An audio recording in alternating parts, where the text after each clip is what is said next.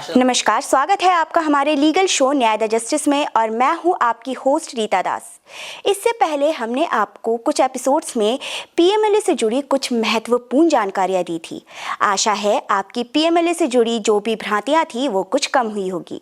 SAARC legal channel का उद्देश्य है सिर्फ कानून से जुड़ी बेहतर नॉलेज देना और साथ में देश कानून को लेकर साक्षर हो सकेगा और साथ में उनके हितों की रक्षा हो सकेगी।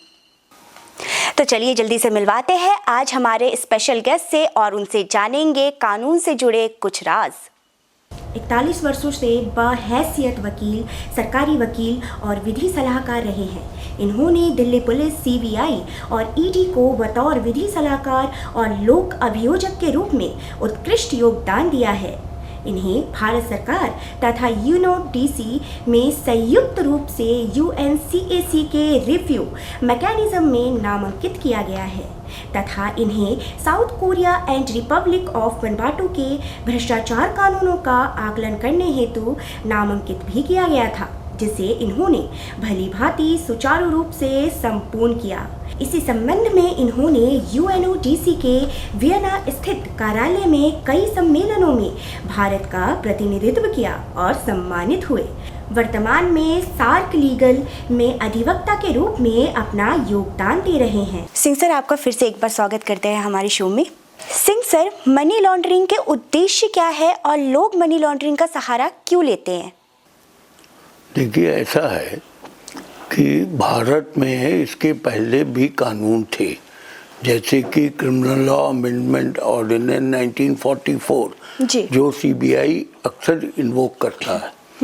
उसमें जो भी इस तरह से इलिसिट मनी से जो भी प्रॉपर्टी उपार्जित की जाती है उसको सीज करने की पावर है, अटैच करने की पावर है, उसको एड इंटरिम अटैचमेंट ऑर्डर कहते हैं। वो डिस्ट्रिक्ट जज करता है। अब वो स्पेशल जज भी सीबीआई का एम्पावर्ड है करने के लिए जी। और जब अंततोगत्वा वो व्यक्ति कन्विक्ट हो जाता है तो वो सारी प्रॉपर्टी जो अटैच थी अटैचमेंट के अंतर्गत वो सरकार में विलीन हो जाती है जी। लेकिन पीएमएलए एक ऐसा कानून है कि जिसमें कि इस तरह के धन का जो शोधन कर रहा है, लॉन्ड्रिंग कर रहा है, उसको नॉट ओनली के अटैचमेंट, सीजर या फ्रीजिंग हो, but also he can be arrested and he can be prosecuted where punishment is not less than 3 years, which may extend up to 7 years of rigorous imprisonment. When it relates to laundering of money through NDPS Act, then punishment will go up to 10 years of rigorous imprisonment. तो actually क्या हुआ कि जो 26/11 में या उसके पहले जो WTC अटैक हुआ अमेरिका में, तो लॉन्डर्ड मनी का ही इस्तेमाल किया गया। अब लॉन्ड्रिंग है क्या? तो बेसिकली क्या होता है कि अगर मान लीजिए फॉर एग्जांपल किसी ने 1 करोड़ रुपए कमाए फ्रॉड करके, अब वो 1 करोड़ रुपए बैंक में तो जमा नहीं करेगा जी जी। KYC नॉर्म है। Branch manager of the bank will ask कि भाई what is the source of this money. तो वो क्या करते हैं कि उसको छोटे छोटे खंडों में विभक्त कर देते हैं।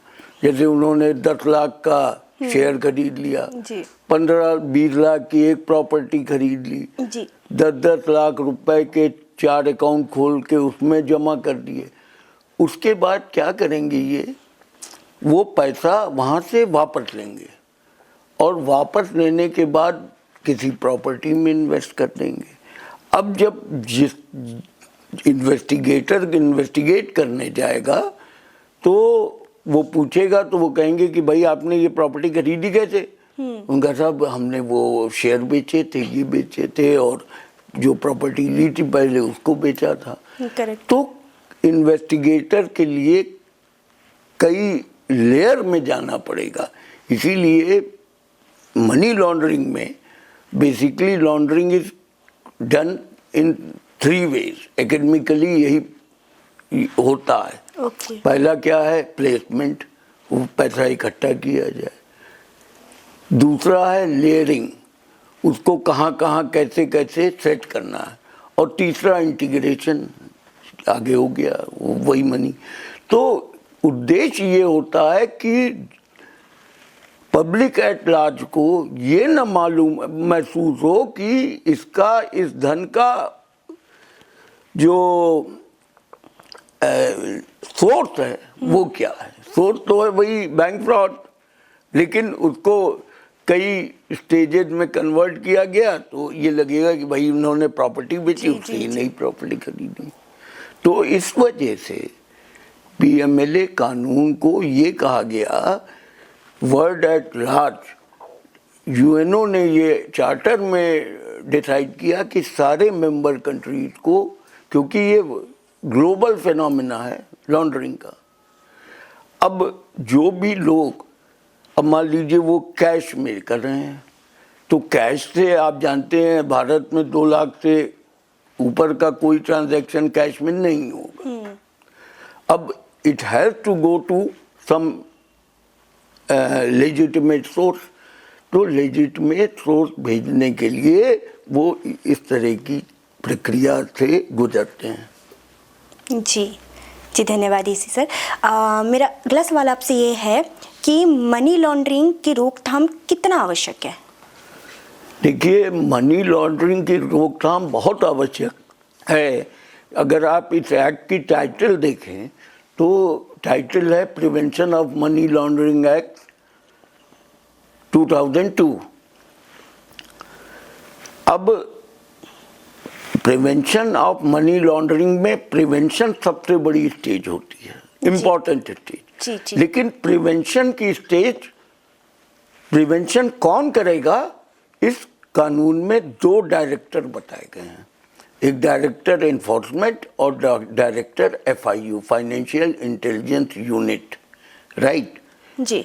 तो जो प्रिवेंशन की जितनी प्रक्रिया है, आपने सुना होगा बैंक में KYC norm, suspicious transaction report 10 lakh या उससे ऊपर का, ये रिपोर्टेबल है।